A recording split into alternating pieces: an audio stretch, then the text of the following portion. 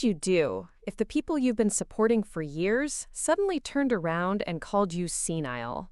Well, Rose Gomez decided to show them just how senile she could be.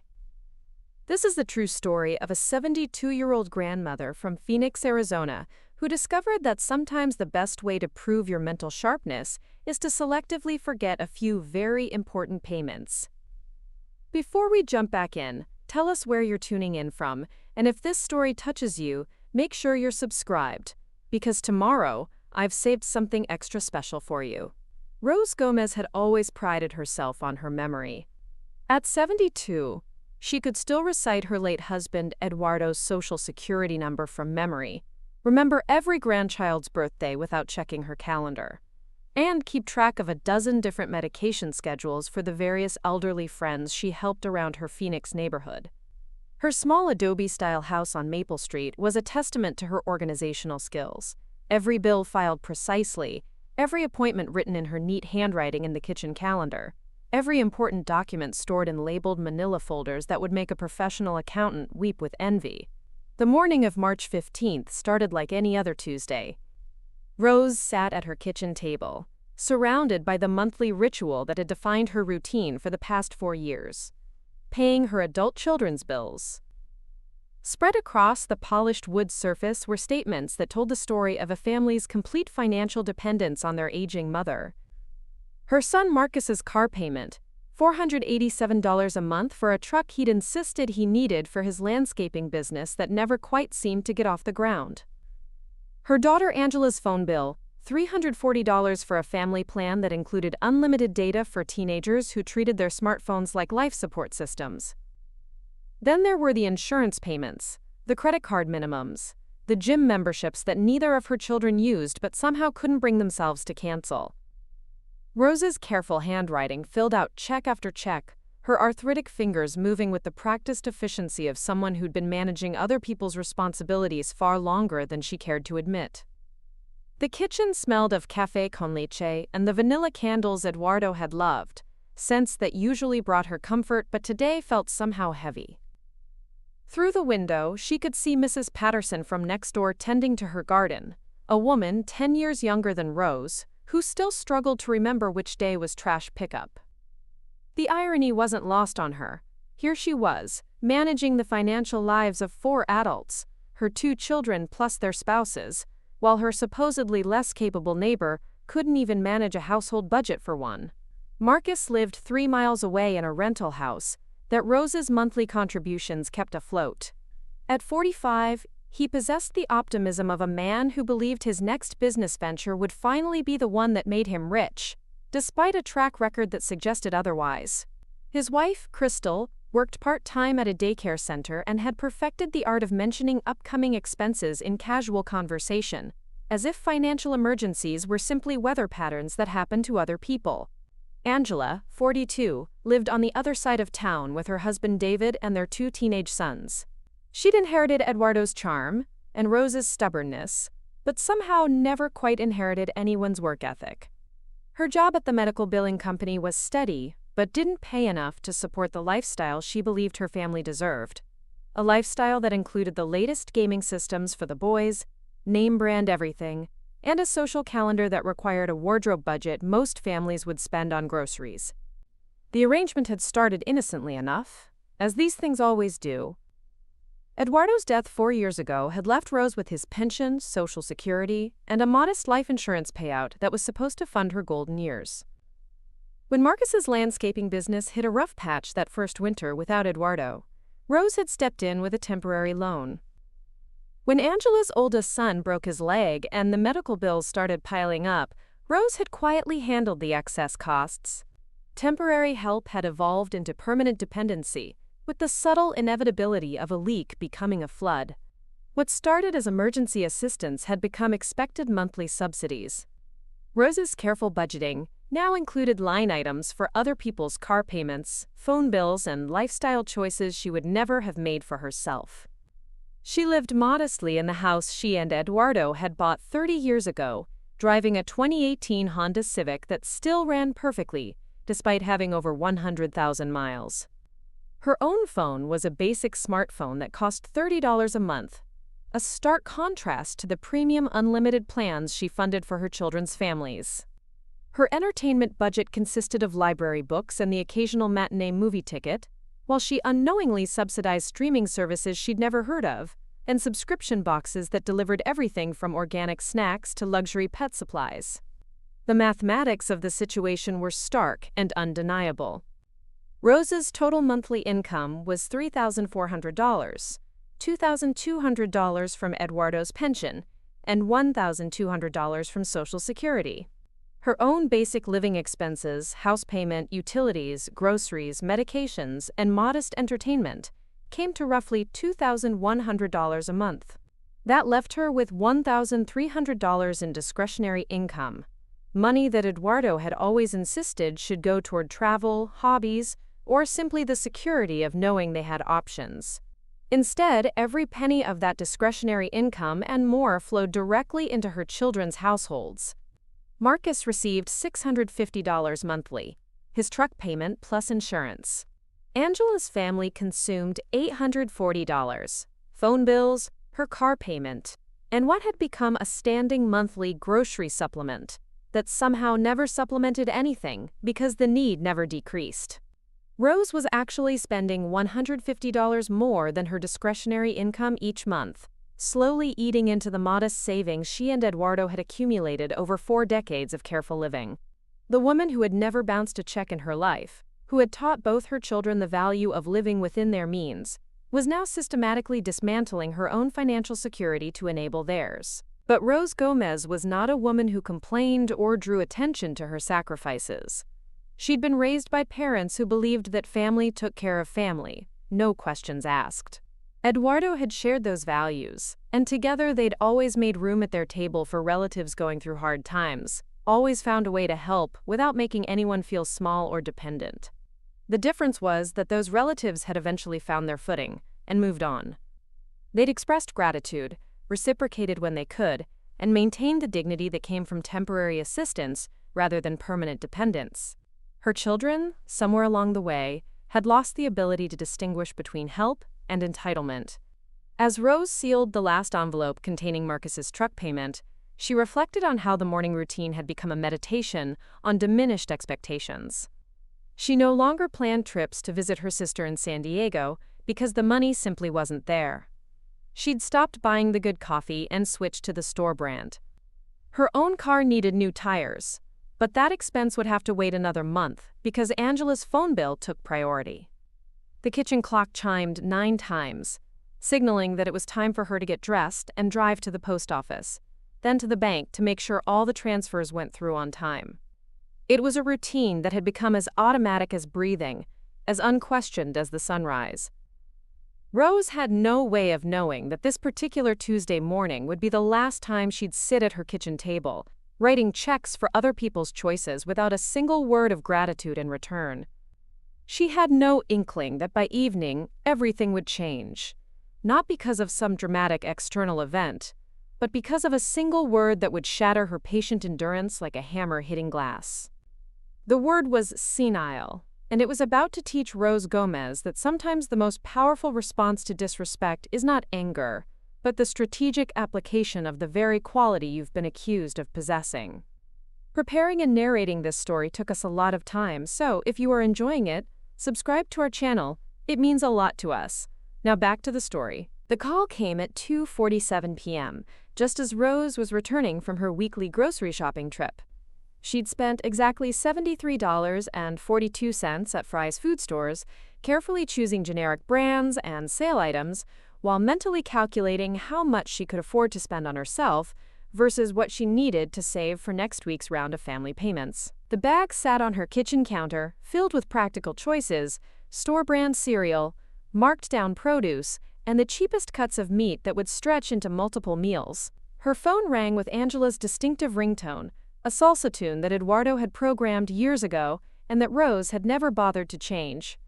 These calls usually meant one of 3 things: a request for additional money beyond the monthly allowance, a crisis that required immediate financial intervention, or simply Angela checking in while driving around town running errands that Rose's money made possible. "Hi, Misha," Rose answered, tucking the phone between her ear and shoulder while she continued unpacking groceries. The routine was so familiar she could have done it blindfolded. "Mom, thank God you answered." Angela's voice carried that particular edge of frustration that Rose had learned to recognize as the prelude to expensive problems. "I'm at the Verizon store and they're saying there's something wrong with our account. The payment didn't go through or something and they're threatening to shut off our service." Rose paused, a can of generic tomato sauce halfway to the pantry shelf. She'd mailed Angela's phone bill payment just yesterday, a check for $340 that represented more than a week of her own groceries. "That's impossible, Angela. I sent the check on Monday. It should have cleared by now." "Well, it didn't, and now David can't get work calls, and the boys need their phones for school, and this is just—" Angela's voice rose to that pitch that meant she was building toward a full-scale meltdown in public. "This is exactly the kind of thing that happens when we're depending on— Rose waited for her daughter to finish the sentence, but instead heard muffled conversation in the background. Angela was clearly talking to someone at the store, her voice sharp with the kind of entitlement that made Rose wince even when she wasn't the target. "Mom, are you still there?" Angela's attention snapped back to the phone. "Listen, can you just call them and pay it over the phone right now? I'm here with David and the boys, and everyone's staring at us like we're deadbeats." "Of course, Mija. Let me get my credit card." Rose set down the can and moved toward her purse, already mentally adjusting her own budget to accommodate the immediate payment, plus the replacement check she'd need to write. It was a familiar dance: crisis, immediate solution, financial juggling on her end that no one else ever seemed to consider. "Actually," Angela continued, her voice taking on that careful tone that usually preceded expensive requests, "while you're at it, could you maybe upgrade David's plan?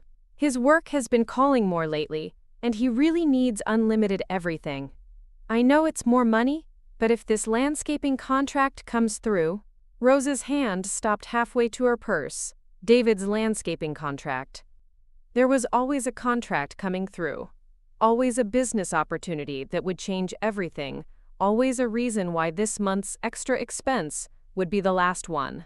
In 4 years, not a single one of these promised opportunities had materialized into actual financial independence. "How much more money, Angela?" "Just like $50 or $60 extra a month. It's really not that much when you think about it, and it's an investment in David's business, you know? If he can't take calls, he can't get jobs." Rose sank into one of her kitchen chairs, suddenly feeling every one of her 72 years. $60 extra a month was $720 a year, more than she spent on her own clothing, entertainment, and personal care combined. It was also money she didn't have without cutting into the emergency fund that was already shrinking month by month. "Angela, I need to think about—" "Think about it?" Angela's voice sharpened. "Mom, I'm standing here in the middle of the Verizon store. I can't think about it. I need you to handle this right now." In the background, Rose could hear David's voice, though she couldn't make out the words. What she could make out was his tone, impatient, embarrassed, and directed at Angela with the kind of frustration that suggested this scene had played out before. "What did David say?" Rose asked quietly. "Nothing, Mom. He's just— Look, can you please just call and take care of this? Everyone's looking at us, and the boys are getting upset, and I really can't deal with this right now." Rose closed her eyes, feeling the weight of 4 years of similar conversations. The pattern was always the same: crisis, immediate demand for solution, emotional manipulation disguised as family loyalty, and ultimately, Rose's compliance because the alternative was watching her grandchildren suffer for their parents' poor planning. "Put me on speaker," Rose said finally. "I'll call them from here and take care of it." "Thank you, Mom. You're a lifesaver. Literally." Angela's relief was audible, but underneath it, Rose detected something else. Expectation. Not gratitude for an extraordinary favor, but relief that the normal order had been restored. "Da fexem?" That's when Rose heard David's voice clearly for the first time during the call. He was talking to Angela, but loudly enough that the phone picked up every word. "Maybe if your mom wasn't getting so senile, she'd remember to send the checks on time. This is embarrassing as hell." The words hit Rose like a physical blow. Senile. Her son-in-law, a man whose phone bill she'd been paying for 4 years, whose family she'd kept financially afloat through his endless series of failed business ventures, had just called her senile. In public, in front of her grandchildren. Angela? Rose's voice was carefully controlled, the way it used to get when she was a school secretary dealing with particularly difficult parents. Did David just call me senile? The silence on the other end of the line stretched long enough for Rose to count her own heartbeats. Finally, Angela's voice came back, smaller now, defensive. Mom, he didn't mean, he's just stressed about work, and when the phone thing didn't go through. Answer the question, Angela. Did your husband just call me senile? Another pause. Then, in a rush, he's just frustrated, Mom. You know how David gets when he's embarrassed? And honestly, you have been a little forgetful lately. Like last month when you forgot to pay Marcus's insurance on time, and he almost got pulled over with a lapsed registration. Rose's memory of that incident was crystal clear. She hadn't forgotten to pay Marcus's insurance. She'd been waiting for her own Social Security check to clear because she'd already spent that month's discretionary income on Angela's emergency dental work. But rather than explain her financial limitations to her children, she'd simply absorbed the late fee and paid the insurance as soon as she could. I see, Rose said quietly. So I'm senile and forgetful. Mom, don't be dramatic. Nobody said. David said it. You just agreed with him. Rose's voice carried 4 decades of experience managing difficult people. And suddenly, Angela seemed to realize she'd crossed a line that had never been crossed before. Mom, I didn't mean… Look, can we just deal with the phone situation? We can talk about this later. Rose looked around her kitchen, at the generic groceries she'd just unpacked, at the stack of her children's bills waiting to be paid, at the calendar where she'd written everyone's important dates except her own. For 4 years, she'd been the invisible foundation that kept 2 households running, and the people she was supporting had just called her senile in public. You know what, Angela? Rose's voice took on a tone her daughter had never heard before. Calm, measured, and absolutely final. You're absolutely right. I am getting senile. So senile, in fact, that I think I'm going to start forgetting things. Important things. Like phone bills. And car payments. Mom, what are you? I'm sorry, Maha, but I seem to have forgotten how to use my credit card. Must be the senility.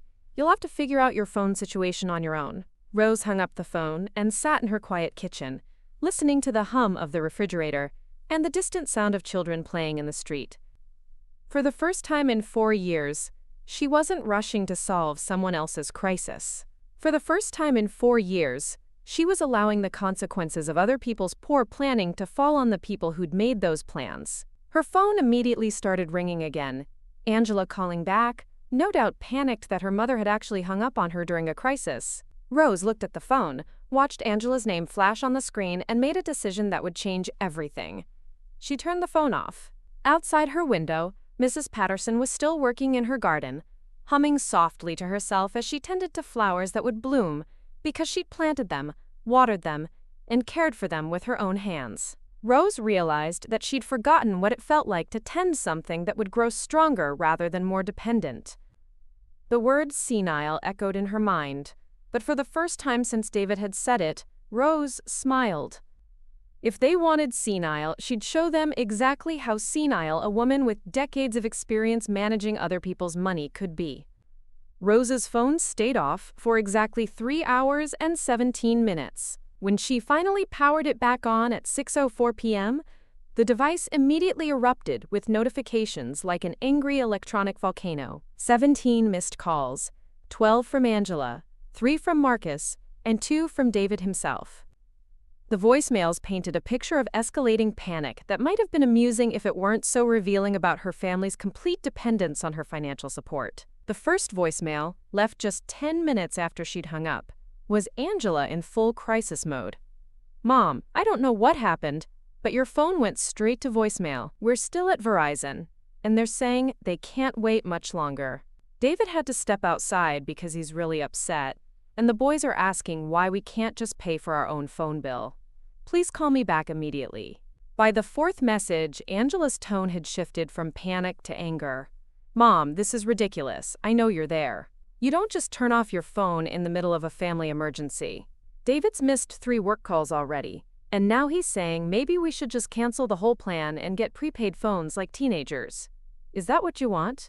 For your grandchildren to be embarrassed at school because their family can't afford proper phones? Rose listened to each message while preparing her dinner. A simple meal of scrambled eggs and toast that cost less than $5, compared to the restaurant meals her monthly contributions made possible for Angela's family. The irony of her daughter lecturing her about responsibility while standing in a store, unable to pay for services she'd been receiving for years, was not lost on her. Marcus's messages revealed a different kind of crisis brewing. His first call was confused rather than angry. "Mom, Angela just called me freaking out about some phone thing and saying you hung up on her. She wants me to call you and figure out what's going on. Can you give me a call back when you get this? Also, did you already send my truck payment this month? The dealership called today asking about it." The second Marcus message, left an hour later, carried a note of genuine concern. "Mom, now I'm worried. Angela says you said something about forgetting to pay bills because you're senile. That doesn't sound like you at all. Are you feeling okay? Do you need me to come over? I can drive over after work if you want to talk." But it was David's messages that revealed the most about the family dynamic Rose had unknowingly enabled. His first voicemail was a masterpiece of non-apology, wrapped in self-justification. "Rose, it's David. Look, I'm sorry if you misunderstood what I said at the store.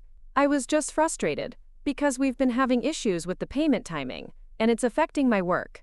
You know I think the world of you, and I'd never intentionally disrespect you. Can you please call Angela back so we can sort this out?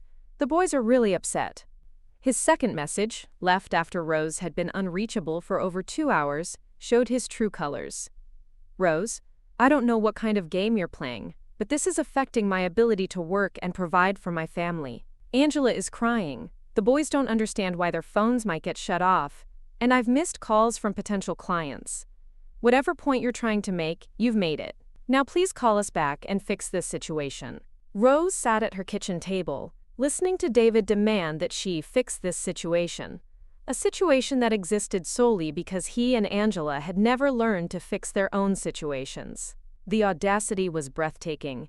He'd called her senile in public, and now he was angry that she wasn't immediately available to solve the problems his disrespect had created. But it was the messages from her grandchildren that cut the deepest. Angela had clearly put 16-year-old Tyler on the phone for emotional manipulation.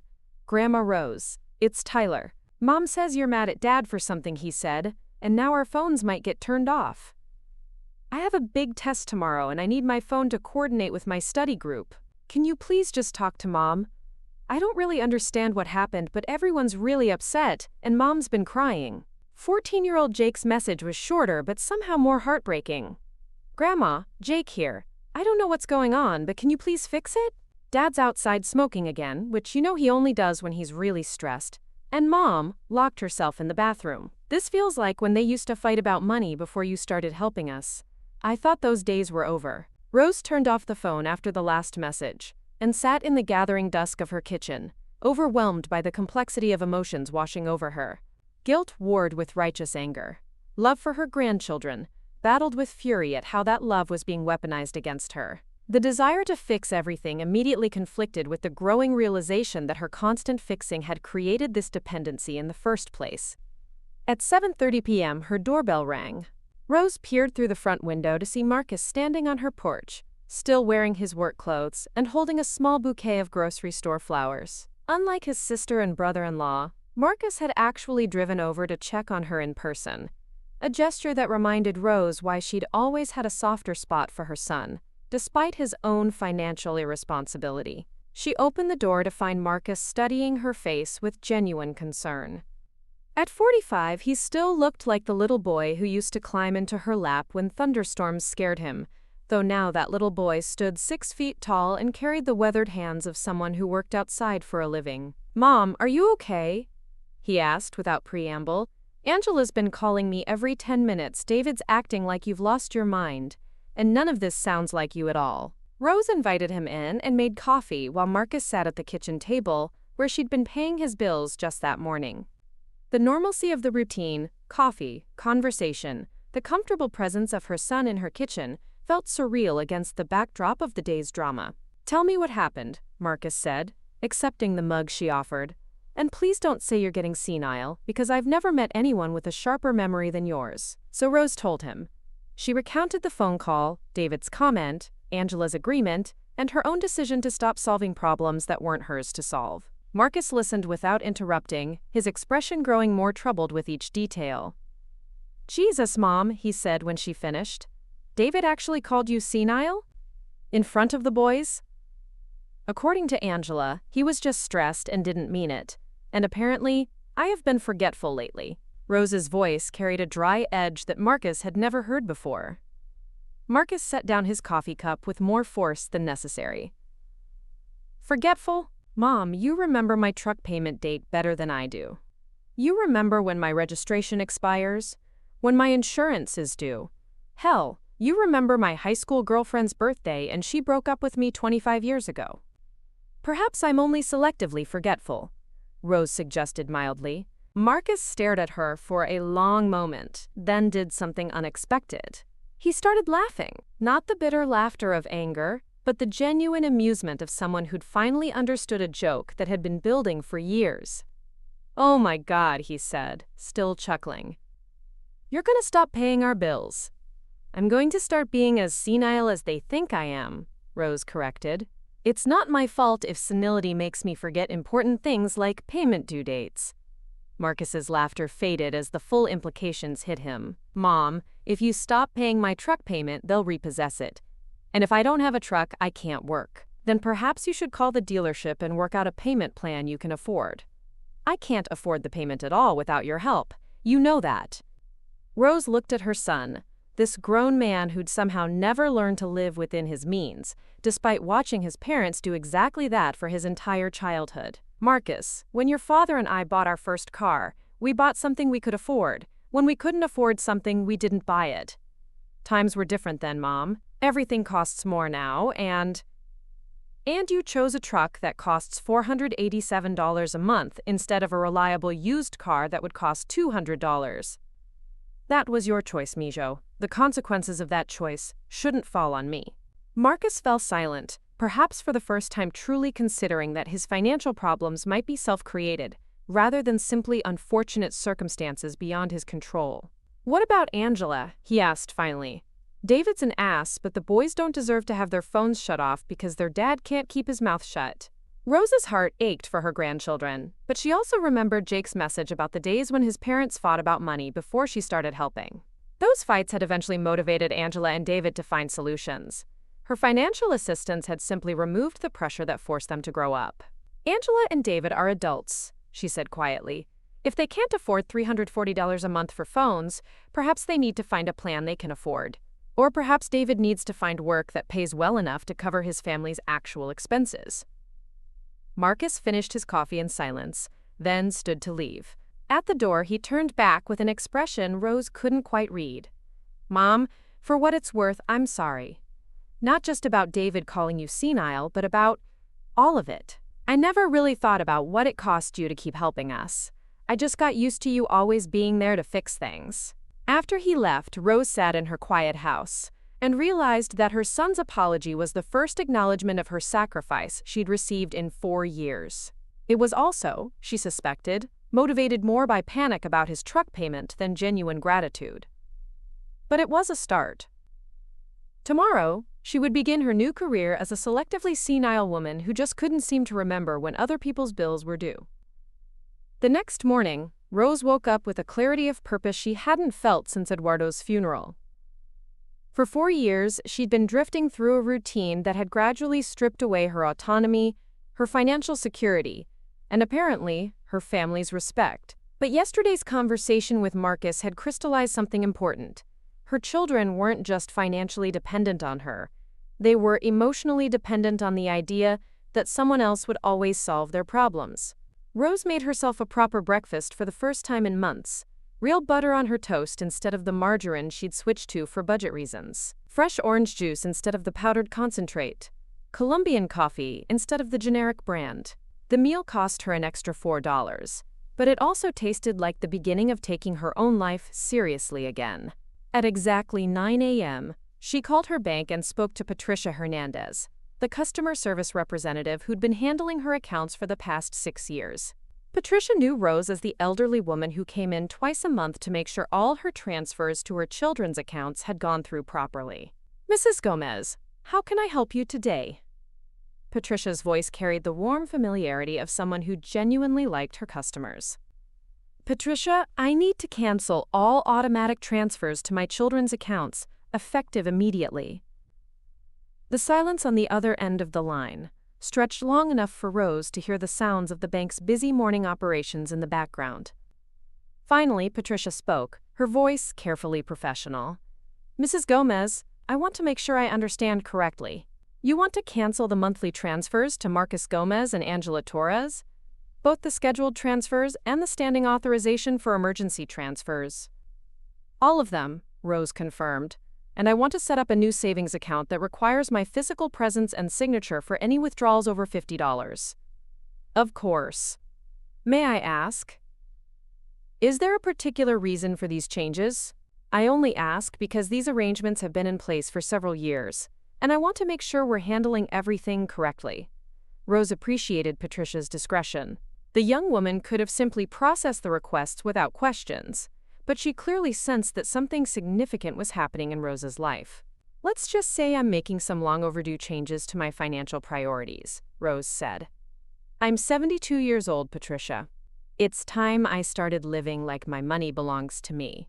After completing the banking arrangements, Rose sat down at her kitchen table with a yellow legal pad and began making lists. Not the usual lists of other people's bills and due dates, but lists of her own deferred dreams and needs. The items she wrote surprised her with their modest scope. New tires for her Honda Civic, deferred for 8 months. A weekend trip to San Diego to visit her sister Carmen. Replacement of the kitchen faucet that had been dripping for 2 years. A new mattress to replace the one she and Eduardo had bought 15 years ago. Dental work her insurance didn't cover. A small tablet computer so she could video chat with her sister more easily. The total cost of everything on her list was less than 3 months of what she'd been spending on her children's bills. The realization that she'd been denying herself basic comfort and maintenance while funding other people's luxury phone plans and oversized truck payments struck her as both tragic and absurd. At 10:30 a.m. her phone rang. Angela's number flashed on the screen, but Rose let it go to voicemail. She wasn't avoiding her daughter out of anger. She was simply no longer operating on Angela's schedule of perpetual crisis management. She listened to the message an hour later while organizing her own paperwork. "Mom, I don't know what's gotten into you, but this is getting ridiculous. David had to use our credit card to pay the phone bill yesterday, and now we're over our limit. He's furious, and he has every right to be. You can't just abandon your family because someone said something you didn't like. We need to talk about this like adults." Rose paused the message and stared at her phone. Angela's definition of talking like adults apparently meant Rose accepting responsibility for problems she hadn't created, while Angela continued avoiding responsibility for problems she had created. The phrase "abandon your family" was particularly rich, coming from someone who'd been perfectly willing to abandon Rose's financial security for their own convenience. The second message had arrived 20 minutes later. "Mom, it's me again.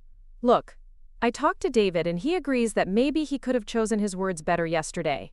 He's willing to apologize if that's what you need to hear. But we really need you to transfer money to cover the credit card payment. Because if we miss that, our credit score will be ruined. Please call me back before 2 p.m. so we can fix this." Rose deleted both messages without responding and drove to Home Depot, where she purchased a new kitchen faucet and hired a handyman to install it the same day. Watching competent professionals fix her dripping faucet with her own money felt like a small revolution. For the first time in years, she was investing in her own comfort and her own home. At 3:15 p.m., Marcus called. This time, Rose answered. "Mom, Angela says you haven't called her back, and she's really freaking out about some credit card thing. Also, I just got a notice from the dealership that my truck payment is overdue. I thought maybe there was some kind of banking error." "No error, Mijo," Rose said calmly. "I've simply decided to stop paying for things that don't belong to me." "But Mom, if I can't make the payment by Friday, they'll start the repossession process. I'll lose my truck." That would be unfortunate. Marcus's silence suggested he was processing the fact that his mother had just responded to his crisis with polite indifference rather than immediate financial rescue. Mom, I don't understand what's happening here. Yesterday you seemed upset about David calling you senile, but today you're acting like you don't care if your own children lose their cars and phones. Rose looked out her kitchen window at the new faucet installation happening outside, where the handyman was efficiently solving a problem she'd lived with for years, simply because she'd been spending her repair money on other people's lifestyle choices. Marcus, let me ask you something. When you bought that truck, did you consider whether you could afford the payments without my help? Well, I mean, business was good then, and I thought, did you or did you not know that you were buying something you couldn't afford without your mother's monthly subsidies? Another long pause. I guess I knew you'd help if I needed it. So you made a financial commitment based on the assumption that someone else would pay for it. When you put it like that, it sounds bad, but it sounds accurate. Rose interrupted gently. And now that someone else has decided to stop paying for it, you're discovering that your financial plan was actually someone else's financial plan. Mom, you can't just change the rules in the middle of the game. Marcus, this was never a game. This was my retirement money. Money your father and I saved so that I could live independently in my old age. Money that's been keeping your truck running while my own car needs new tires. For the first time in their conversation, Marcus seemed to hear what she was actually saying, rather than simply reacting to what it would cost him. I didn't know your car needed tires. You didn't know because you never asked. In 4 years of me helping with your expenses, you never once asked about my expenses. That evening, Rose received an unexpected visitor. Carmen, her younger sister, drove up from San Diego after receiving a phone call from Angela that painted Rose as having some kind of mental breakdown. Angela called me crying, Carmen said without preamble as she settled into Rose's living room. She says you've gone loco and are refusing to help your own children. She's worried you're having some kind of episode. Rose served her sister coffee in the good china cups she hadn't used since Eduardo's funeral, another small act of treating herself with the care she'd been giving to everyone else. Carmen, do I seem like I'm having a mental breakdown? Her sister studied her carefully. At 68, Carmen had raised 5 children, buried a husband, and possessed the kind of practical wisdom that came from decades of managing both crisis and normalcy. You seem calmer than I've seen you since Eduardo died, Carmen said finally. But Angela made it sound like you're abandoning your children to prove some kind of point. Rose told her sister the whole story, the years of financial support, the gradual erosion of her own security, David's comment, and her decision to stop enabling dependency disguised as family obligation. Carmen listened without interrupting, her expression growing more thoughtful with each detail. When Rose finished, Carmen was quiet for a long moment. Mija, she said finally, what took you so long? Rose stared at her sister. What? I've been watching you drain your savings to pay for other people's poor choices for 4 years. I kept waiting for you to realize that you were teaching your children to be helpless instead of helping them be strong. Why didn't you say something? Carmen smiled sadly. Because you weren't ready to hear it. You needed to feel needed. After Eduardo died, taking care of everyone else's problems made you feel like you still had purpose. But Rose, your purpose was never supposed to be disappearing so other people could shine. That night, Rose went to bed in her own house, with her own money still in her own accounts, for the first time in 4 years. Her phone had been ringing intermittently all evening, Angela demanding immediate resolution, Marcus pleading for understanding, even David attempting charm and apology. She'd ignored them all. Tomorrow, she would begin the process of teaching her family what they'd apparently never learned. That love without boundaries isn't love at all. It's just another form of control. The first domino fell on Friday morning at 8:47 a.m., when Marcus's truck was repossessed from the parking lot of a McDonald's in Tempe. He'd been having breakfast with his landscaping crew, discussing which jobs they could tackle that day, when a tow truck pulled up and began hooking chains to his Ford F-150. The sight of his primary work vehicle being dragged away in front of his employees was, according to the frantic voicemail he left Rose, the most humiliating moment of my adult life. Rose listened to the message while watering her tomato plants, a garden she'd neglected for months because she'd been too busy managing other people's finances to tend her own growing things. The irony of nurturing her own garden while her son's business withered from consequences she could have prevented wasn't lost on her, but it also didn't change her mind. "Mom, they took my truck." Marcus's recorded voice carried a desperation she'd never heard before. Right in front of Danny and Carlos, and the new guy whose name I can't even remember because I'm so mortified. How am I supposed to run a landscaping business without a truck? How am I supposed to haul equipment and supplies? They're giving me until Monday to pay the full amount plus fees, or they're sending it to auction. Mom, please, I'm begging you. I'll pay you back somehow, I swear. The second domino fell 2 hours later when Crystal, Marcus's wife, showed up at Rose's front door in tears. Crystal rarely interacted with Rose directly, preferring to let Marcus handle all communication with his family. But desperation had apparently overcome her usual hands-off approach to her mother-in-law. "Rose, I don't know what's going on between you and Marcus and Angela, but this truck thing is going to destroy us," Crystal said, standing on Rose's porch in her daycare uniform, mascara streaked down her cheeks. "Marcus called in sick to work today because he doesn't have a way to get to the job sites. If he misses more than 2 days, the clients will find other landscapers. We'll lose everything." Rose invited Crystal in, noting that this was the first time her daughter-in-law had visited her home in over a year. The woman who'd been perfectly comfortable accepting Rose's monthly payments had apparently found time in her schedule only when those payments stopped. "Crystal, sit down. Let me make you some tea."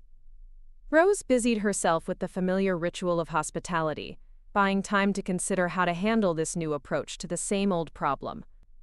"I don't want tea, Rose. I want to understand what happened. Marcus says you're upset about something David said, but he won't give me details. All I know is that suddenly you've decided to stop helping us. And now Marcus is talking about selling our car to get his truck back." Rose set the tea down in front of Crystal anyway, then sat across from her at the kitchen table where she'd written so many checks for Marcus's truck payments. "Crystal, in the 4 years I've been helping Marcus with his truck payment, how many times have you and I had a conversation about it?" Crystal blinked, clearly caught off guard by the question. What do you mean? I mean, have you ever thanked me for the help? Have you ever asked how the payments affected my budget? Have you ever shown any interest in the fact that I've been spending $487 a month of my retirement money to keep your husband's business running?" Crystal's face flushed red. "I assumed Marcus was handling all that. I didn't know you needed thanks for helping your own son." "And there it is," Rose said quietly. "You didn't know I needed thanks for using my grocery money to pay for Marcus's truck, because you thought helping my son meant the cost to me didn't matter. That's not... I didn't mean..." Crystal struggled to find words that would undo what she'd just revealed about her assumptions. "Crystal, let me ask you something else. If your mother had been paying one of your bills for 4 years, and then stopped, would your first instinct be to come to her house and demand she start paying again? Or would it be to ask how you could manage the bill yourself?" Crystal stared down at her untouched tea, apparently realizing for the first time that her approach might be fundamentally flawed. Meanwhile, the third domino was falling across town at Angela and David's house. David had spent the morning calling every friend, relative, and former coworker he could think of, trying to borrow enough money to cover their credit card payment and avoid the fees that would send their debt spiraling into unmanageable territory. His brother Kevin had been surprisingly blunt. "Dave, I told you 3 years ago that depending on your wife's mother for money was going to bite you in the ass eventually. You can't build a life on someone else's generosity and then act surprised when that generosity has conditions." His former boss at the construction company had been even more direct. "David, I've got work if you want it, steady work, good pay, benefits. But it means showing up every day and dealing with the fact that not every client is going to kiss your ass. You keep talking about starting your own business, but maybe it's time to admit that some of us are better as employees than entrepreneurs." By noon, David had exhausted his network of potential emergency lenders and was facing the reality that had been lurking behind Rose's monthly payments for years. His lifestyle cost more than his income, and eventually, Those numbers had to balance. Angela found him sitting in their garage, staring at the collection of tools and equipment he'd accumulated for various business ventures that had never quite materialized. The pressure washer he'd bought for a cleaning business that lasted 3 months. The commercial-grade lawnmower for a landscaping venture that ended when he realized he hated working in the heat. The tile saw for a bathroom renovation business that died when he discovered he had no patience for detail work. "Any luck with the calls?" Angela asked, though David's expression had already answered the question. "Kevin thinks I should go back to construction work. Says Jerry's still hiring, and the pay is decent." Angela's face hardened. "You're not going back to working for someone else. We agreed that you're an entrepreneur, not an employee. Besides, construction work is what you were doing before we got married, and look how that turned out." "How what turned out, Angela? We've been married 16 years, we have 2 great kids, and until this week, we had a comfortable life." "A comfortable life that depended on my mother's money," Angela shot back. "Which means it was never really our life at all." The words hung in the garage like a confession neither of them had been ready to make. Back at Rose's house, Crystal was making her own uncomfortable discoveries. Rose had gently but relentlessly walked her through the mathematics of the situation. How much Rose had contributed to Marcus's business over the years, how those contributions had affected Rose's own quality of life, and how Marcus had never developed sustainable business practices because he'd always had a safety net. "Crystal, do you know how much Marcus would need to charge per job to cover his truck payment himself?" Crystal shook her head. "About $60 more per job." $60 that he's been able to underbid his competitors? Because he wasn't actually paying the full cost of his equipment. "I never thought about it that way." Marcus probably never thought about it that way either.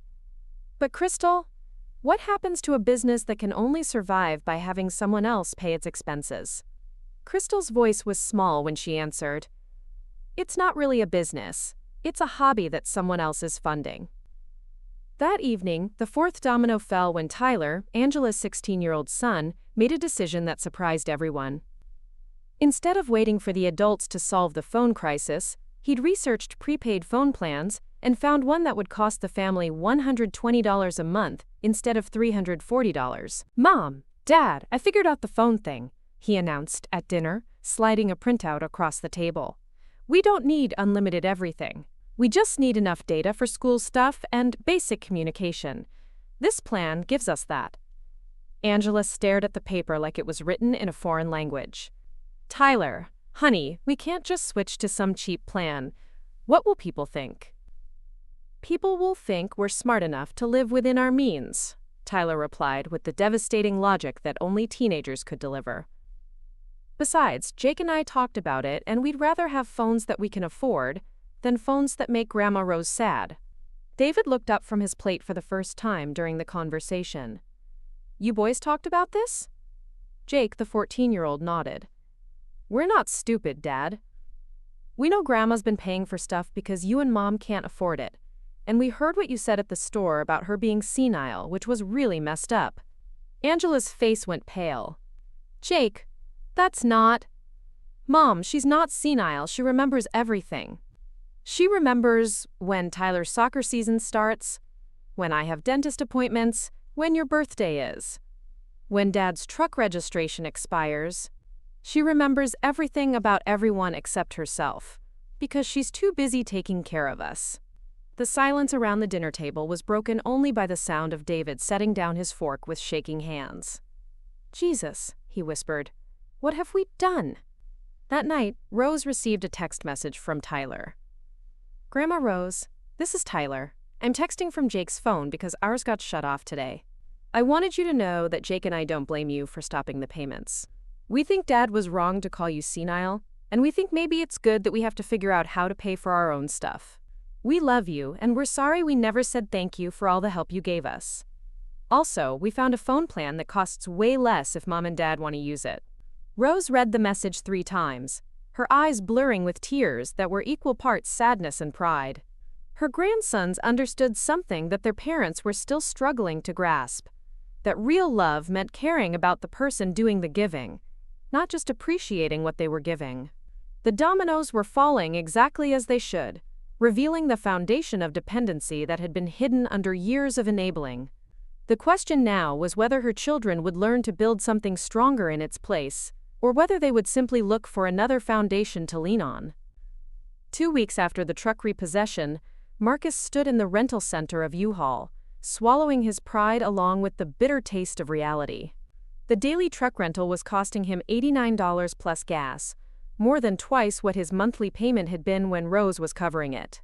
But it was the only way he could continue working while he figured out a long-term solution that didn't involve begging his mother for money. "This is temporary," he told Danny, his crew foreman, as they loaded equipment into yet another rented vehicle. "Just until I can work something out with the dealership." Danny, a man in his 50s who'd been working construction and landscaping since before Marcus was born, gave him a look that was equal parts sympathy and skepticism. "Marcus, man, I've been watching you struggle with this business model for 3 years. Maybe it's time to consider that the problem isn't the truck, it's the math." "What do you mean?" "I mean, you've been bidding jobs like you don't have truck payments, insurance, equipment costs, or overhead. You've been running a charity, not a business."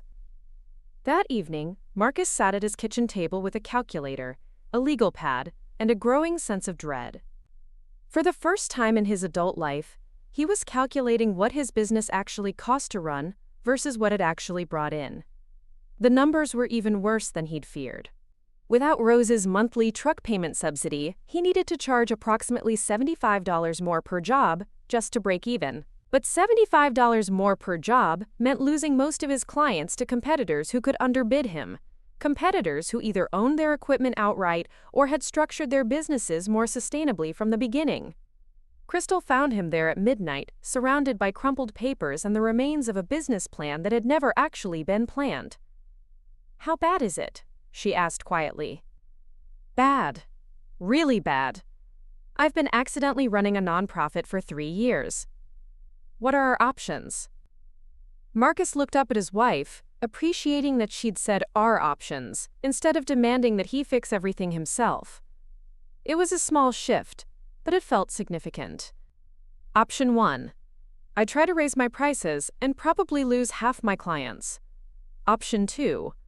I go back to working for someone else and give up on the business. Option 3.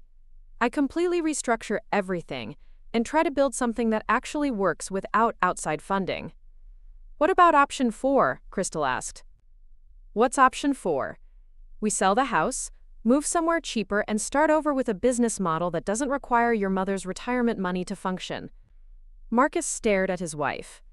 In 15 years of marriage, Crystal had never suggested anything as drastic as selling their house.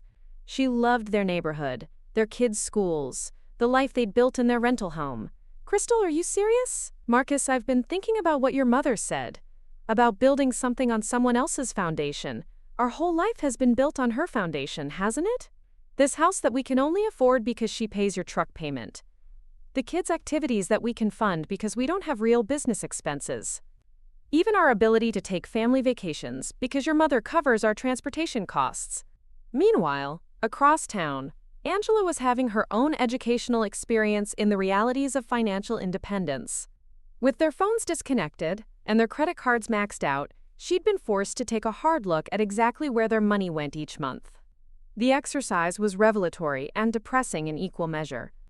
Angela discovered that they were spending $847 a month on what she'd always categorized as necessities, but which turned out to be lifestyle choices that had gradually escalated beyond their income. The boys' gaming subscriptions, $127 monthly for various online services that had seemed reasonable when added one at a time over several years. Restaurant meals and takeout, $312 monthly, because cooking at home felt impossible when both parents were stressed about money.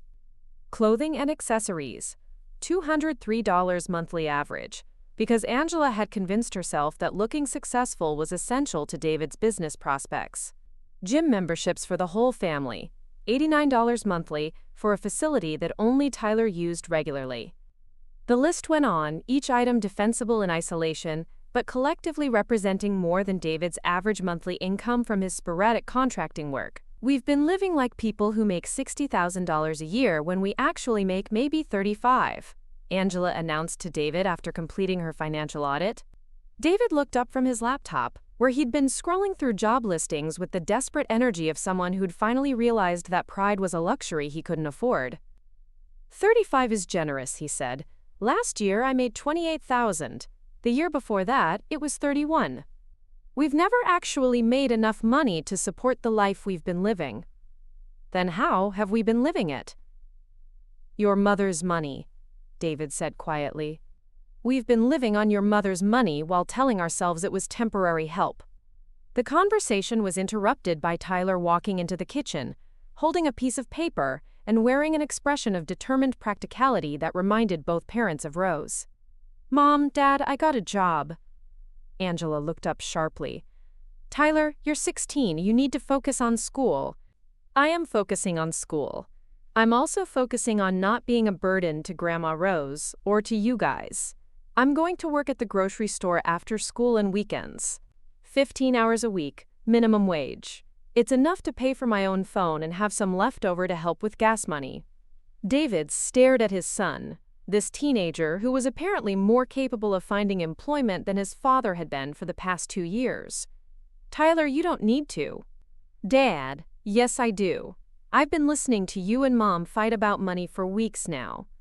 I've watched Grandma Rose spend her retirement money on us while her own car needed new tires.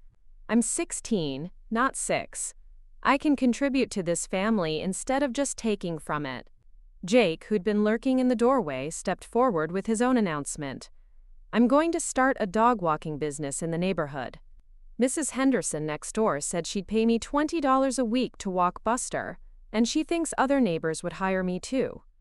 Angela looked at her sons, these children who were stepping up to handle responsibilities that she and David had been avoiding, and felt something crack open in her chest. It might have been pride, or it might have been shame, but it was definitely the beginning of understanding that her boys were learning lessons she'd somehow failed to teach them. Back at Rose's house, she was experiencing her own learning curve. For the first time in 4 years, she was living entirely within her own means, and the adjustment was more challenging than she'd expected. Not financially, she actually had more money available than she'd had in years. But emotionally, she was struggling with the silence where crisis management used to be. Her days, which had been structured around other people's emergencies and needs, now stretched before her with a freedom that felt simultaneously liberating and terrifying. She'd become so accustomed to being needed that simply being herself felt foreign. Carmen called every other day, checking in on her progress.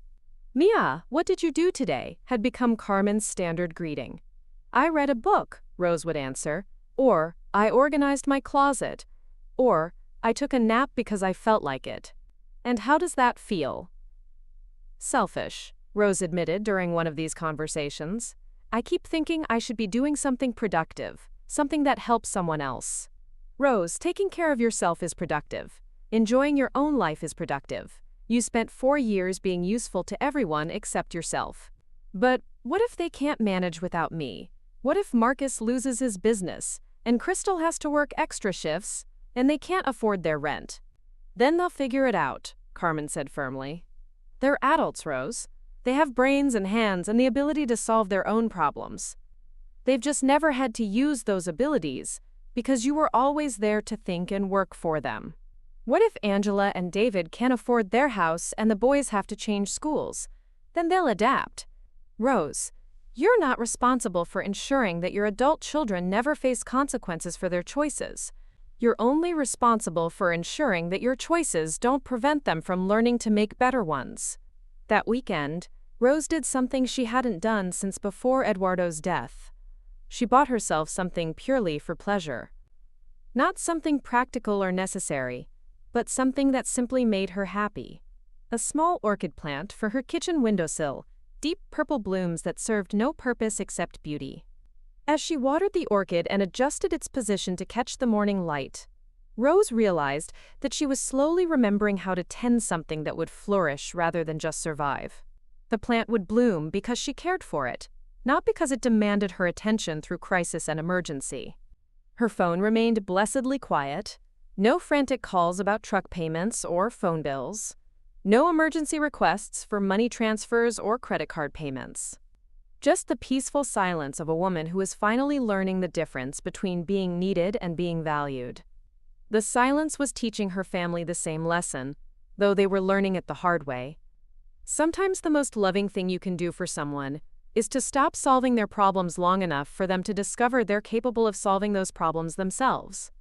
The test came on a Thursday morning in early October, 6 weeks after Rose had stopped being the family's financial safety net. Carmen was visiting for the day, helping Rose plant fall flowers in the garden they'd both neglected during their years of being perpetually available to solve other people's problems. The sisters were laughing about something. Rose couldn't even remember what, when her phone rang with Marcus's number. For a moment, Rose hesitated. The old pattern would have her dropping everything to answer, ready to spring into crisis management mode. But the new Rose, the one who was learning to tend her own garden first, let it ring twice more before answering. "Hi, mijo." Marcus's voice was different than she'd heard it in weeks. Not panicked or demanding, but tired in a way that went deeper than physical exhaustion. "Mom, I need to tell you something. Crystal's in the hospital." Rose's gardening gloves hit the ground. "What happened? Is she okay?" "She's going to be fine, but she had to have emergency gallbladder surgery this morning. She'll be in the hospital for 3 days, maybe 4, and then she'll need at least 2 weeks off work to recover." Rose's mind immediately began calculating. Crystal's missed work, the hospital bills, the additional childcare costs, Marcus's lost time from his struggling business. The old Rose would have been offering solutions before Marcus finished explaining the problem. "How can I help?" Rose asked, but the words came out carefully measured, instead of with the automatic urgency of previous crises. "Honestly, Mom, I'm not calling to ask for money.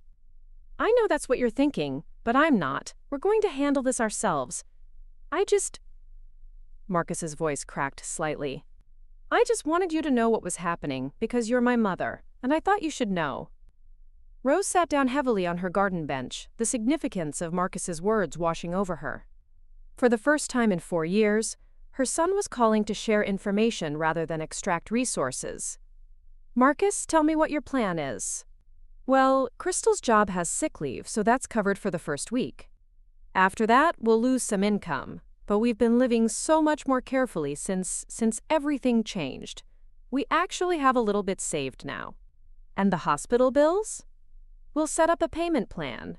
It'll be tight, but we can manage it. The bigger problem is that I need to be home with Crystal for a few days, which means I can't work. But Danny said he can handle the current jobs with Carlos, and our clients are okay with waiting a week for new projects." Rose found herself nodding, though Marcus couldn't see her. "That sounds like a solid plan." "Yeah, it does. I never had solid plans before because I always knew you'd cover whatever I couldn't handle.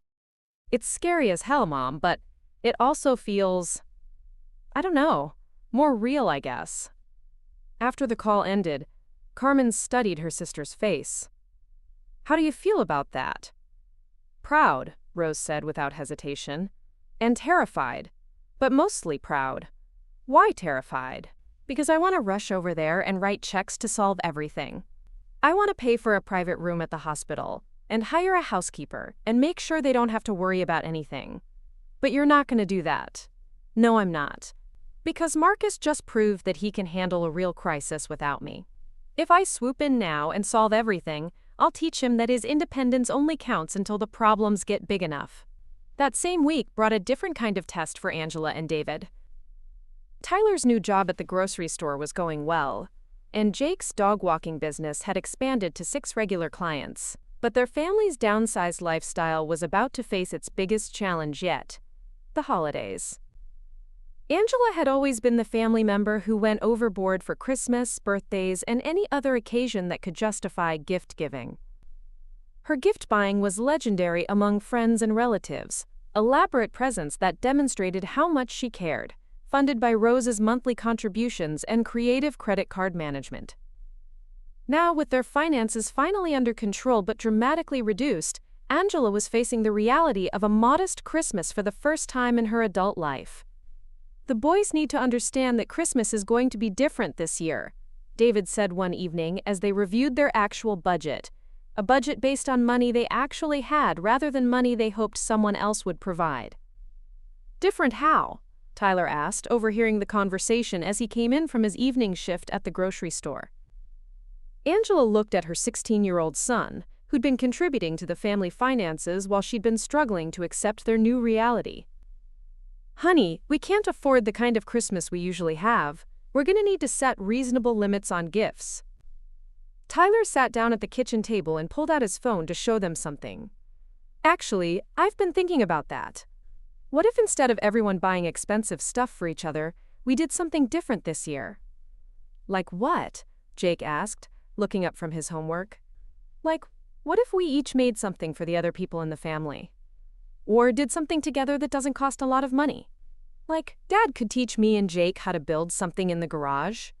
Mom could teach us how to cook something really good. Jake could plan a family game tournament.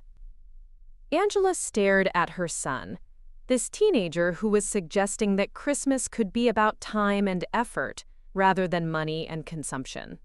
But Tyler, what about the big gifts you've been wanting? The new gaming system? The laptop for school? Tyler shrugged. I'll save up for those things myself. It'll take longer, but maybe that's not such a bad thing. Besides, Grandma Rose spent years buying us stuff we wanted instead of taking care of herself. I don't want to be that kind of person. David reached across the table and squeezed his son's shoulder. When did you get so wise? When I started paying attention to who was actually paying for our life, Tyler replied matter-of-factly. Meanwhile, Rose was facing her own holiday test. For 4 years, she'd been the family's Christmas benefactor, providing money for gifts, holiday meals, and seasonal traditions that her children's actual incomes couldn't support. The thought of her grandchildren having a smaller Christmas because she'd stopped subsidizing their parents' financial irresponsibility was almost unbearable. Carmen found her sister at the kitchen table one evening, writing and rewriting a Christmas card to Angela and Marcus's families. What are you struggling with? Carmen asked, reading over Rose's shoulder at the multiple draft attempts. I want to send them money for Christmas, just this once, just so the boys can have a nice holiday. And why aren't you doing that? Rose set down her pen and rubbed her tired eyes. Because it wouldn't be just this once. Because Christmas money would lead to birthday money, which would lead to emergency money, which would lead to monthly money again. Because Tyler and Jake are learning to value effort over expense, and my money would undermine that lesson. But they're my grandchildren, Carmen. What if they remember this as the Christmas when Grandma Rose was too selfish to help make their holiday special? Carmen sat down across from her sister. What if they remember this as the Christmas when their family learned to make holidays special through love and creativity instead of money? What if they remember this as the year their parents finally stepped up and provided Christmas themselves? Rose picked up her pen again and wrote a simple message. Looking forward to spending Christmas with the family. I love you all. No money, no offers of financial assistance, just the promise of her presence and affection. But the greatest test came from an unexpected source. Mrs. Patterson, her elderly neighbor who'd always struggled with finances. Mrs. Patterson's furnace broke down on a freezing November night, and her fixed income couldn't cover the repair costs. Rose discovered the situation when she noticed Mrs. Patterson hadn't collected her mail for 2 days. She found the older woman huddled in her living room, wrapped in every blanket she owned, trying to stay warm with space heaters that were running up an electric bill she couldn't afford. Mrs. Patterson, why didn't you call me? Rose asked, immediately moving to help her neighbor into warmer clothes. Oh, Rose, I heard about your troubles with your family and their financial difficulties. I didn't want to be another burden. Rose stopped adjusting Mrs. Patterson's blankets. What troubles? Well, the whole neighborhood knows that Angela and Marcus were depending on you for money, and that you finally had to cut them off. People talk, dear. We all admired you for finally standing up for yourself. Rose stared at her neighbor, realizing that her family's financial dysfunction had been visible to everyone except the family members living it. Mrs. Patterson, my family's problems don't mean I can't help my friends when they have real emergencies. Let me call the furnace repair company. That night, Rose paid $847 to get Mrs. Patterson's furnace repaired. But unlike the money she'd spent on her children's manufactured crises, this felt right. Mrs. Patterson was an elderly woman on a fixed income facing a genuine emergency. She wasn't a middle-aged adult who'd made poor financial choices and expected someone else to absorb the consequences. When Carmen asked her about it later, Rose explained the difference. Mrs. Patterson didn't expect my help. She was solving the problem herself the best way she could. She was grateful for my assistance, but not entitled to it. She'll pay me back when she can, but even if she can't, I gave the money freely without resentment. And that's different from helping Marcus and Angela Howe. Marcus and Angela expected my help, took it for granted, and never once asked what it cost me to provide it. Mrs. Patterson thanked me, asked if I could afford it, and immediately started talking about how she could pay me back. Rose was learning that the problem had never been helping people. It had been helping people who'd stopped being grateful for the help they received. As November turned toward December, Rose realized she'd passed every test that mattered.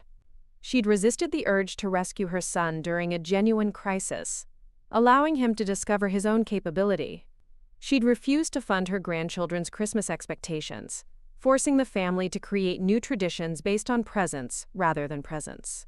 And she'd helped a neighbor in genuine need without compromising the boundaries she'd established with her own family.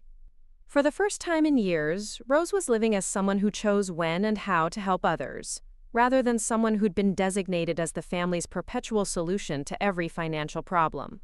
Christmas morning arrived with the kind of crisp Arizona winter sunshine that made Rose grateful to live in a place where December could still include gardening and outdoor coffee. She sat on her back patio at 7 a.m., wearing the soft cashmere robe she'd bought herself in November, another small act of self-care that would have been impossible when her discretionary income was flowing to other people's car payments. The house was quiet, peaceful in a way that felt earned rather than lonely.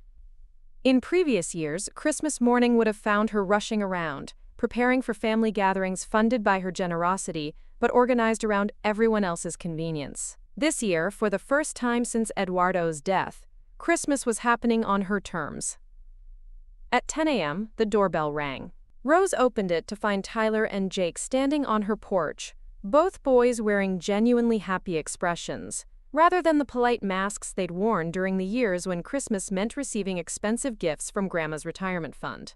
"Merry Christmas, Grandma Rose," Tyler said, stepping forward for a hug that lasted longer than the obligatory embraces of previous holidays. "We brought you something," Jake added, holding up a carefully wrapped package that was clearly handmade.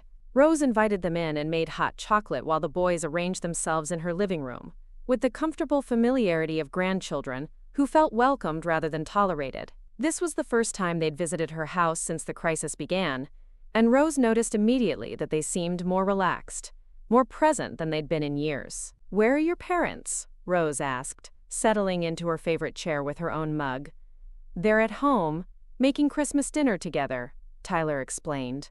"Dad's teaching Mom how to cook a turkey because we can't afford to buy one already made this year. They said to tell you that you're invited at 2 p.m. if you want to come, but that they understand if you'd rather not." Rose heard what wasn't being said. Her presence was invited but not expected, welcomed but not required for the family to function. It was exactly the kind of invitation she'd been hoping to receive for 4 years. "What's in the package?" she asked, gesturing to the wrapped bundle on her coffee table. Jake grinned. "Open it and see." Inside the wrapping was a handmade photo album, clearly assembled by teenage hands but with enough care and attention to detail that it felt precious rather than amateur. The cover read, "Grandma Rose, The Things We Remember," in Tyler's neat handwriting. The pages inside told the story of Rose's relationship with her grandsons from their perspective, not the financial support she'd provided, but the moments of connection that had mattered to them.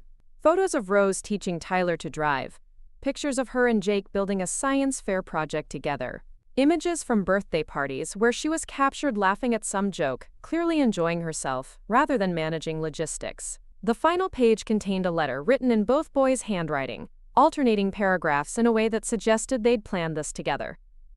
"Dear Grandma Rose, we wanted you to know that when we think about you, we don't think about money or bills or car payments. We think about how you always remember what we care about, how you listen when we talk about school and friends and dreams. We think about how you taught us to plant tomatoes, and how you helped us with homework, and how you always made us feel important. We're sorry that our parents took your help for granted for so long. We're sorry that our dad called you senile when you're actually the smartest person we know. We're sorry that we never said thank you for all the ways you took care of us. But we're not sorry that you stopped paying for things, because now we get to learn how to be strong like you. Tyler has a job, and Jake has a business, and our parents are learning how to handle their own responsibilities. We're proud of our family now in a way we couldn't be when everything depended on your money. We love you because you're our grandmother, not because of what you can buy for us. We hope you know that. Love, Tyler and Jake. P.S. Mom and Dad wrote you a letter too, but they're too nervous to give it to you. Maybe you could ask them about it? Rose read the letter twice, her eyes blurring with tears that felt entirely different from the frustrated, exhausted tears she'd cried during the years of financial enabling. These were tears of pride, relief, and the deep satisfaction that came from watching children grow into people she genuinely respected. At 2 p.m., Rose walked into Angela and David's house carrying a pot of her famous black beans and rice. Not because they needed her to provide food, but because she wanted to contribute to a meal that her children were preparing themselves. The house felt different. Not physically, it was the same rental property they'd been living in for years, but the atmosphere had changed in ways that were immediately apparent. There was no undercurrent of financial stress, no sense of adults tiptoeing around problems they couldn't solve. Instead, there was the productive energy of people who'd learned to handle their own challenges. David met her at the door with an expression of genuine nervousness. At 44, he looked like a man who'd recently discovered that growing up was still possible, even when you thought you'd missed the opportunity decades ago. "Rose, I owe you an apology," he said without preamble. "Not just for calling you senile, but for 4 years of treating your generosity like it was my right instead of your choice." "Apology accepted," Rose said simply. "I have a job now," David continued. "Construction work, steady pay, benefits. It's not glamorous, but it's honest work that covers our actual expenses. I should have done this years ago, instead of playing entrepreneur with your retirement money." Angela appeared from the kitchen, wearing an apron Rose had never seen before, and looking more genuinely content than she had in years. The daughter who'd once seemed perpetually stressed about money, now moved with the calm efficiency of someone who'd learned to live within her means.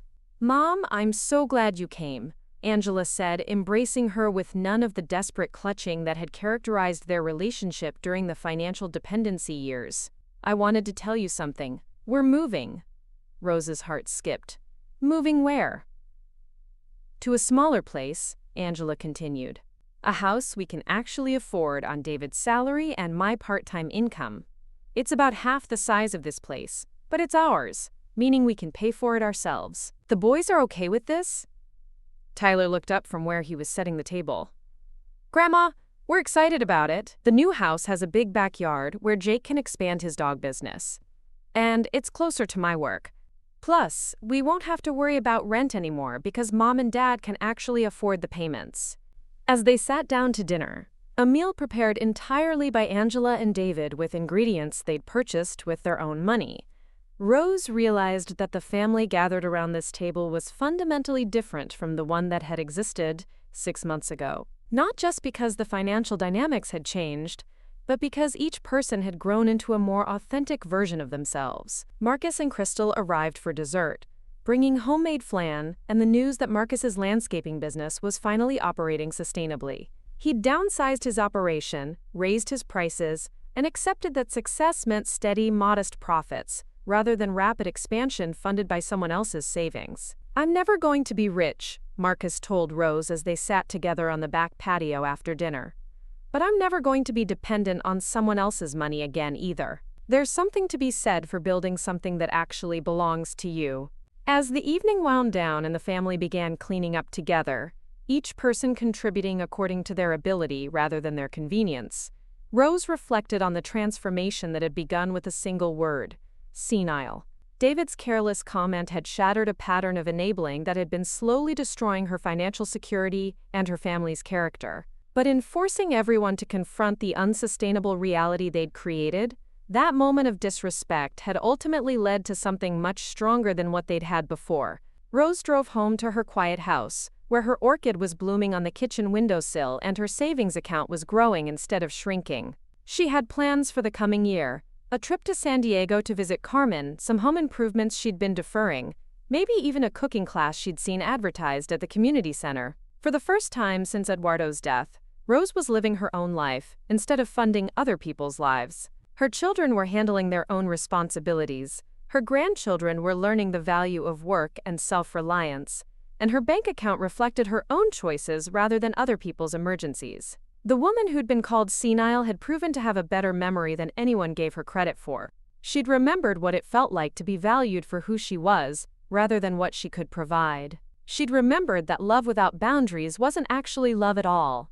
It was just another form of control. And most importantly, she'd remembered that sometimes the most loving thing you can do for someone is to stop solving their problems long enough for them to remember that they're capable of solving those problems themselves.